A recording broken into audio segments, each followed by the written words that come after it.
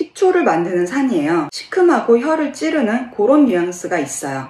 안녕하세요. 프랑스에서 와인 하다가 한국에 잠깐 들린 소믈리에 인수입니다. 와인에서의 산도는 와인의 균형감에 아주 중요한 요소라고 제가 여러 영상에서 계속 강조해 오고 있는데요. 그 중에서 유독 내추럴 와인에서 많이 언급되는 산의 종류가 있는데 그게 바로 휘발성 산. 불어로는 라시드 볼라틸, 영어로는 볼라틸 라시드 이렇게 얘기합니다. 영어권에서는 이제 글을 쓸 때는 볼라틸 아시드, 이게 기니까 VA 이렇게 줄여서 쓰고, 프랑스에서는 아시트 볼라틸 앞글자만 따서 AV 이런 식으로 줄여서 써요. 그 AB가 그 AB가 아니죠. 그리고 말을 할 때는 이제 vol 이렇게 줄여서 쓰더라고요. Il y a beaucoup de vol 이런 식으로요. 자, 휘발성 산은 말 그대로 휘발하는 성질이 있는 산이에요. 개인적으로 프랑스 와인 학교에서 공부할 때는 이거에 대해서 이해를 거의 못하고 그냥 지나갔던 것 같아요. 그리고 내추럴 와인 레스토랑에서 일을 하면서 사람들이 이 산에 대한 언급을 굉장히 많이 하는데 저는 그게 무슨 얘기인지 이해를 못했었어요. 사람이 아는 만큼 보인다고 그 맛이 뭔지 모를 때는 이게 전혀 안 보였는데 어느 순간 이제 휘발성 산을 딱 깨우치면서 와인 테이스팅 할 때 그게 굉장히 잘 보이더라고요. 자, 이렇게 제가 내추럴 와인 하면서 현장에서 맨땅에 헤딩하면서 어렵게 알게 된 휘발성 산에 대해서 오늘 영상에서 낱낱이 한번 풀어보도록 하겠습니다. 와인에서 휘발이 잘 되는 종류의 산은 두 가지 정도로 존재한다고 보는데요. 하나는 에틸 아세테이트 산이라고 해요. 매니큐어나 스카치 테이프 같은 향을 내는 산인데 요거는 근데 거의 중요하지 않아서 그냥 일단은 넘어가도록 하고요. 두 번째, 아세트산이 보통은 우리가 테이스팅 할 때 휘발성 산을 언급할 때 주목해야 되는 그런 산의 종류예요. 이 산은 식초를 만드는 산이에요. 시큼하고 혀를 찌르는 그런 뉘앙스가 있어요. 와인의 산을 담당하고 있는 주석산이나 사과산, 젖산 뭐 이런 거에 비해서 굉장히 좀 공격적인 모습의 산이죠. 그래서 프랑스 농림부에서는 아주 오래전에 이게 너무 과하면은 와인의 풍미에 좀 안 좋은 영향을 끼친다 이렇게 생각했는지 요 맥시멈 총량을 정해놨어요. 화이트 같은 경우는 뭐 0.88g 정도 리터당, 그리고 레드 같은 경우는 0.98 요 정도 이상은 넘어가면 안 된다 이렇게 정해놨는데, 이 이상 넘어가면 어떻게 되냐면은 이제 아펠라시옹 등급 안에서 와인을 출시할 수 없는 거죠. Vin de France 뭐 요런 걸로 출시해야 되는 거예요. 그럼 이 아세트산은 어떻게 와인에 생기는 걸까요? 총 4가지 정도 이론이 있는데요. 첫 번째는 자연스럽게 알코올 발효 중에 생기는 거예요. 그래서 모든 와인은 리터당 한 0.2에서 0.5g 정도 자연스럽게 아세트산을 함유하고 있다라고 보시면 돼요. 두 번째는 젖산 발효를 하는 경우에 발효 끝 무렵이나 발효가 완전 끝나고 나서 아세트산이 생길 수도 있는데요. 와인의 산 중에 레몬산인 아시드 시트릭이라는 산이 있는데 요거랑 와인 주스 안에 잔당이 있을 경우에 젖산균이 오발진을 해서 원래 젖산을 만들어내야 되는 젖산균이 아세트산을 만들어내기도 한다. 요런 이론도 있고요. 세 번째, 조금 덜 알려진 원인으로는 새 오크통을 쓸 경우에 그 오크통 안에 아세트산이라는 게 약간 있는데 와인을 숙성할 경우에 그게 약간 용해돼서 나온다. 요런 이론도 있습니다. 자, 지금부터 말씀드릴 마지막이 가장 중요한 아세트산이 많이 생기는 원인인데요. 바로 아세트균, 아세트박테리아입니다. 아세트산, 아세트균, 뭔가 연관성이 좀 많아 보이죠?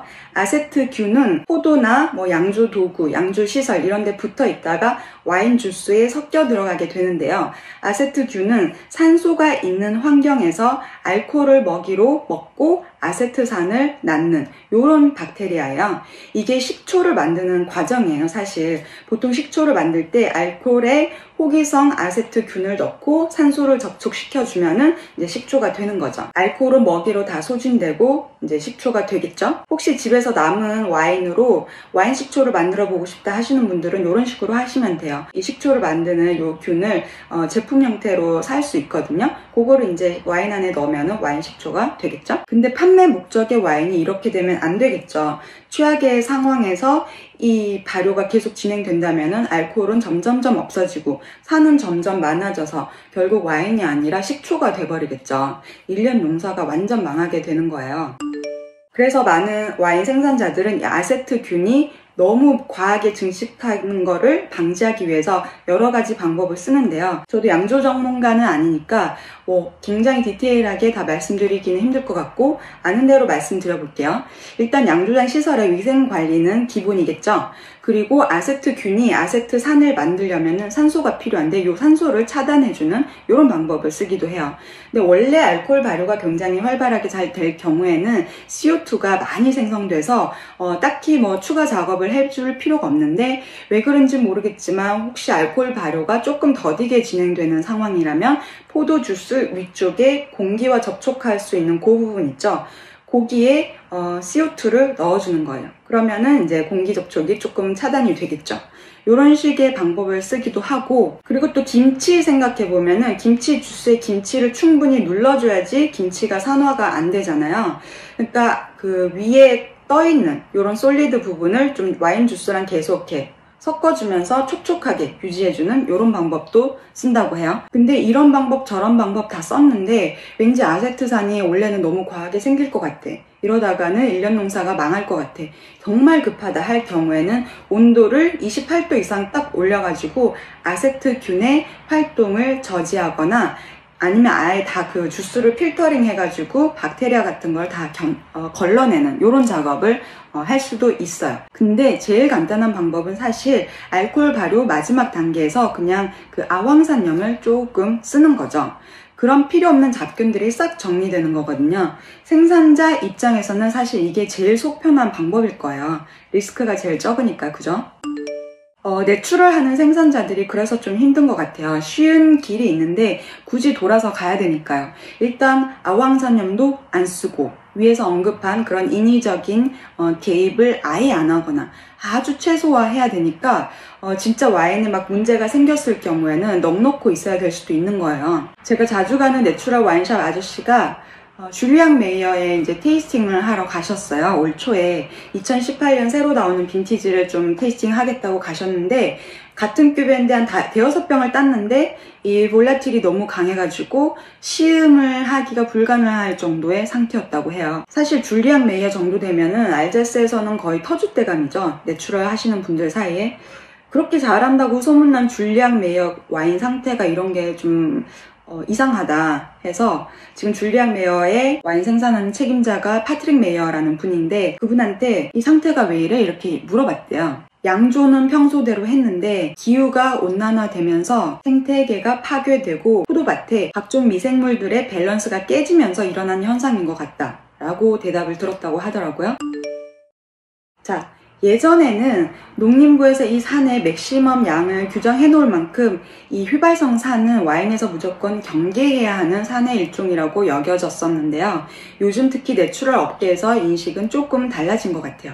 얼마 전에 방문했던 쥐라의 도멘 레 돌로미 와인 메이커 셀린의 말을 조금 빌려보자면은 본인들이 2015년 빈티지 같은 경우에는 너무 더웠던 해라 가지고 포도 자체의 산이 상당히 부족했었는데 다행히 휘발성 산의 양이 조금 올라가면서 와인 밸런스를 맞추는데 굉장히 도움이 됐다고 하더라고요.